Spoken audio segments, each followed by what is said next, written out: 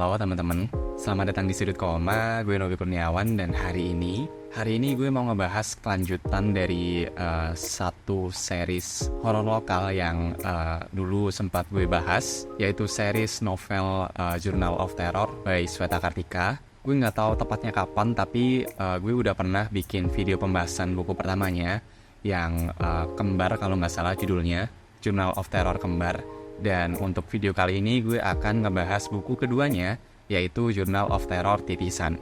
Sorry banget, gue nggak bikin kelanjutan video buku pertamanya kemarin tuh deketan gitu ya, karena ya mungkin emang baru sempet bikin videonya aja sih sekarang. Dan ya mungkin tanpa berlama-lama kita mulai aja video kali ini. Seperti biasa gue akan bacain sinopsis singkat di belakang bukunya dulu, kemudian baru akan masuk ke poin kelebihan dan kekurangan yang gue temukan.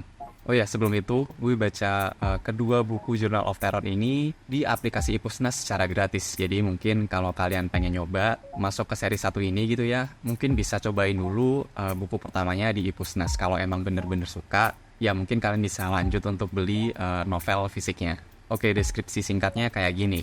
Namaku Sukma, aku mampu melihat alam gaib. Tapi aku tak bicara tentang makhluk-makhluk mistik biasa. Semesta gaib bukan hanya tentang hantu, ada hal-hal yang lebih tabu, lebih tua dari usiaku. Dan sudah sejak lama aku merasa bahwa kemampuanku disiapkan untuk tujuan tertentu, tujuan yang mungkin lebih besar dari apa yang bisa kubayangkan. Mereka bilang cinta dapat lahir dari keterpaksaan. Seiring berjalan waktu, cinta yang fana akan menjelma menjadi pengerat ikatan dua hati, menumbuhkan spektrum rasa secara alami. Jika kita bersedia menunggu, rasa cinta itu akan menghampiri. Namun, manakala aku tanya sampai berapa lama, semua bungkam. 14 tahun hidup bersama mama dan papa, tak sehari pun kulihat jelmaan rasa cinta itu di antara mereka. Papa aku kenal sebagai sosok lelaki dingin, dan dinginnya sikap itulah yang kuyakini jadi pemicu datangnya ribuan penyakit menghampiri tubuh mama.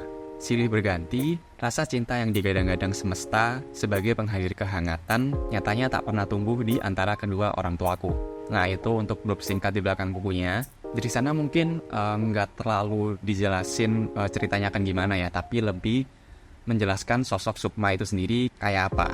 Dan sejujurnya dari deskripsi singkat tadi juga udah sangat bantu menjelaskan karakter Sukma ini setelah kita sempat lihat karakternya sekilas di buku pertamanya dulu. Di buku pertamanya kan kita benar-benar cuma dapat sedikit kan porsinya si Sukma ini. Kita cuma dikasih tahu dia agak dingin dan kurang akrab dengan si ayah. Dan dari blurb singkat buku keduanya sudah sangat membantu kita untuk lebih kenal karakter Sukma lebih jauh lagi gitu. Dan pastinya akan dijelaskan lebih banyak lagi kalau kalian udah baca buku keduanya yang Titisan. Kemudian dari blurb singkat tadi juga kalian mungkin juga udah dikasih teaser gitu ya tentang skopnya Sukma itu gimana. Kalau untuk Journal of Terror yang kembar, yang buku pertamanya mungkin lebih fokus pada pengalaman Prana yang tiba-tiba mendapatkan kemampuan untuk melihat. Dan dalam isi jurnalnya tadi penuh teror dan mungkin ada sedikit bumbu dramanya juga sih, drama romance malah. Tapi untuk yang Titisan agak sedikit beda karena karakter utamanya sendiri dalam jurnalnya sudah bisa merasakan bahwa ada sesuatu yang lebih besar dalam dunia ini. Dunia gaib tuh nggak hanya sebatas hantu doang gitu. Dan dia percaya bahwa dia lahir ke dalam dunia ini untuk sebuah tujuan yang jauh lebih besar. Nah, dinamika karakternya udah beda ya. Di buku pertama lebih ke teror, yang kedua lebih sangar kali ya. Karena dia udah tahu nih, some crazy shit is about to happen gitu. Cerita akan dibuka dengan kematian sang ibu, kemudian dilanjutkan dengan kisah-kisah horor / supranatural yang ia alami usai tinggal bersama sang ayah tadi, yang tentunya akan berjalan maju sampai ke kejadian warisan di buku pertamanya. Kemudian ada sedikit kelanjutan lebih dari itu sih. So itu dia untuk gambaran singkat buku Titisan ini seperti apa. Kira-kira deskripsinya seperti itu. Sekarang kita masuk ke poin keunggulan yang gue temukan. Yang pertama pastinya gue suka bagaimana di buku kedua cerita Journal of Terror terasa lebih dalam, lebih gelap, dan jauh lebih berbahaya. Lebih horor juga malah.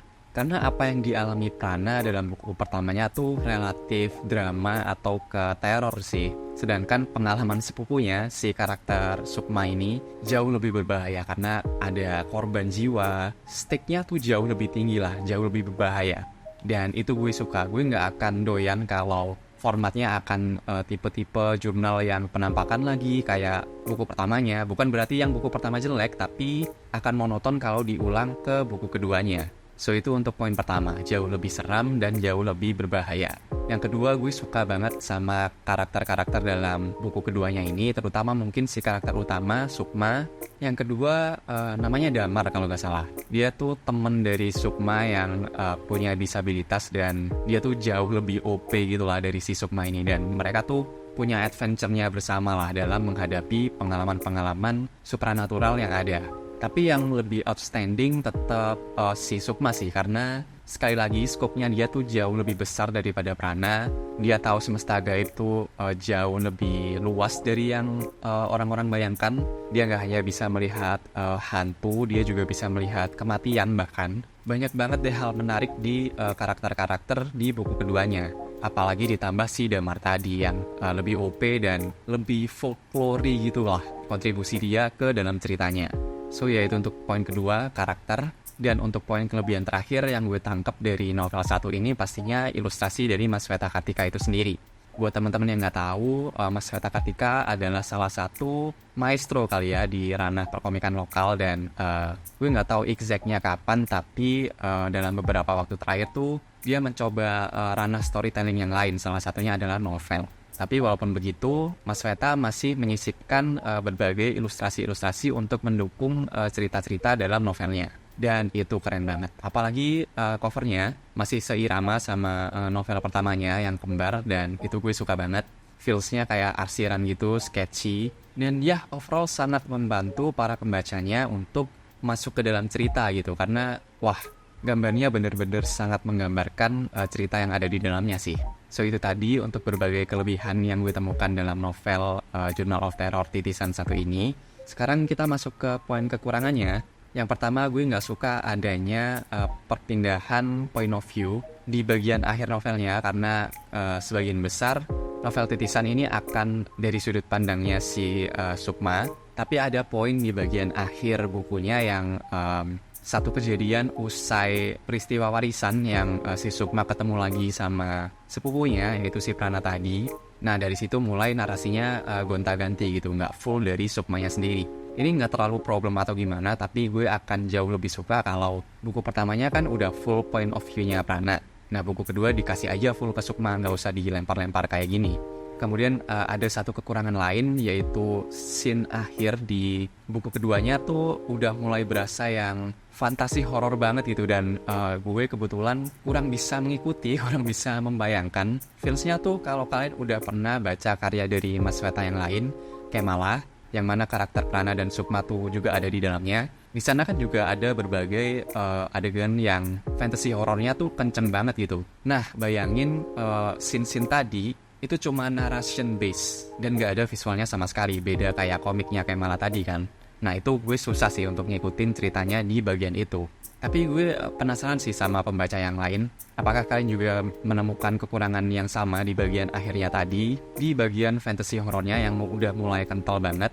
Mungkin bisa let me know apakah kalian juga punya kendala yang sama. Tapi yang jelas itu tadi untuk pembahasan Journal of Terror titisan kali ini. Mungkin sebelum gue tutup, ada beberapa poin yang mau gue sampaikan. Yang pertama adalah satu poin yang gue lumayan sering denger tuh dari pembaca-pembaca lain, atau bahkan Mas Wetanya sendiri sih, yang ngomong kalau kalian bisa baca Journal of Terror dari yang mana aja. Karena memang pengalamannya beda kan, yang satu dari pengalaman karakter Prana, yang satu dari pengalaman karakter Sukma.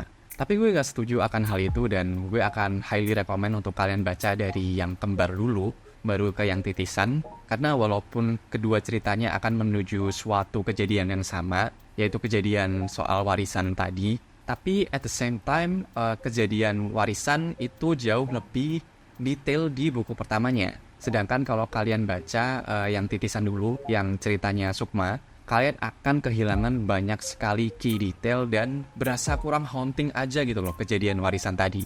Itu sih, jadi harus tetap urut lah kalau kalian mau baca, jangan langsung ke buku titisannya.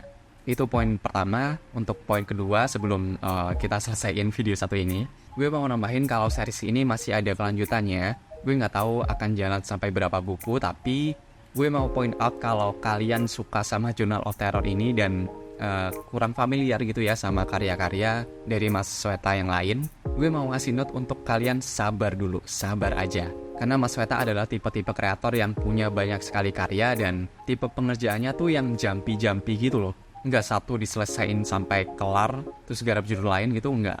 Jadi dia akan kerjain judul ini buku keberapa, kemudian lanjut ke judul ini buku berapa. Jadi akan sangat lama kemungkinan sampai buku ketiganya rilis nanti.